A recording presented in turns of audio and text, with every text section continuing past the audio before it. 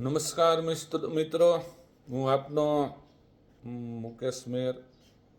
મારે આપ સૌને એક વાત જણાવવી છે કે હમણાં આપણા વિસ્તારમાં સોશિયલ મીડિયામાં બની બેઠેલા નેતાઓ, આ નેતાઓ દ્વારા એવા આક્ષેપ કરવામાં આવે છે કે જસદણ વિસ્તારમાં વિકાસ થતો નથી.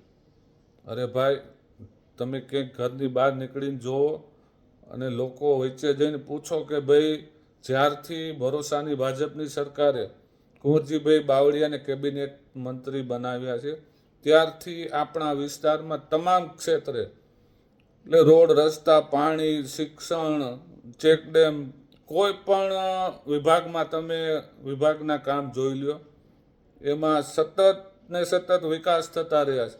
પણ આ અમુક જસદણ જિલ્લા પંચાયતના ચૂંટાયેલા સભ્યોને એ ધ્યાન ઉપર આવતું નથી. અને એ લોકોનો હમણાં 2 દિવસ પહેલાં જિલ્લા પંચાયતમાં સામાન્ય સભા હતી, એમાં એ લોકોએ બરાડા પાડીને વાંકા વળી જાય એટલા દેખાડા કરીને માઇકમાં અને બેનરો સાથે સામાન્ય સભામાં એણે એવું કીધું કે ભાઈ, અમારા વિસ્તારમાં વિકાસના કામ થતા નથી. અરે મિત્રો, કામ તો સતત ચાલુ જ છે, પણ એને કામ એટલા માટે નથી દેખાતા કે જ્યાં વિકાસના કામો ચાલુ હોય ત્યાં લોકો જાય છે અને કોન્ટ્રાક્ટર પાસેથી ટકાવારી માગે છે. અને ટકાવારી ન આપે તો એવું કહે છે કે ભાઈ, અમને તમે આમાં ભાગીદારી આપો, જે કામ થતા હોય એમાં.